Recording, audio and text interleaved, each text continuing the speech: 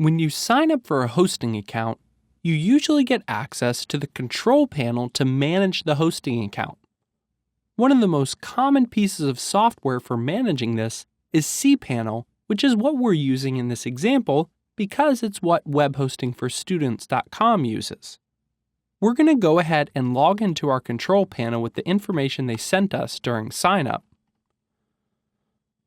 Depending on what version of cPanel you use, or if you're using a different control panel, the next few steps may look a little different.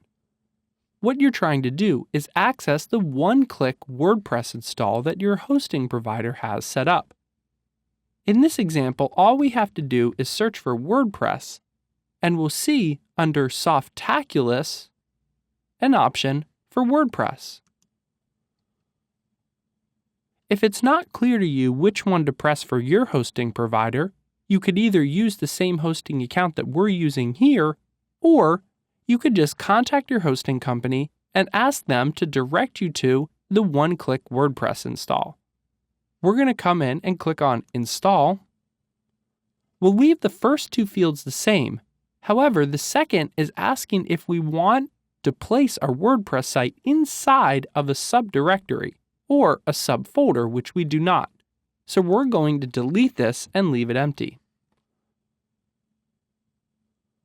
We'll come down here and give our site a name and a short description.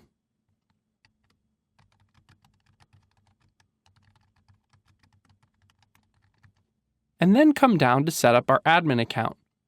It's very important that you do not leave your username as admin for security reasons, since it makes hacking your account one step easier because admin is a very common username to hack against. I'll change this to something more tied to my name, stick with their strong password, update my email address, and then click to install.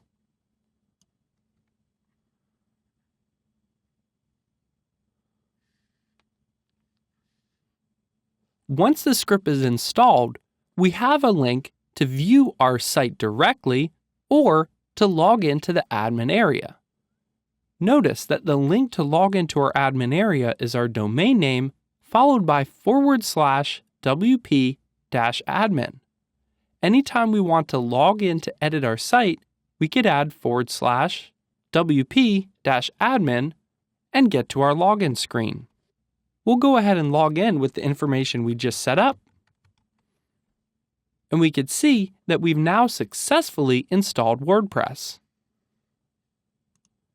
I'd like to note one thing here, though, about using one-click WordPress installs. Sometimes, depending on your hosting provider, you may receive some extra plugins or themes automatically included in that install package. Let's come under Plugins, and we can see that we have one here that helps cache our site. This improves performance, however, we don't need this at the moment, so we can click to deactivate it. If we come under Appearance and Themes,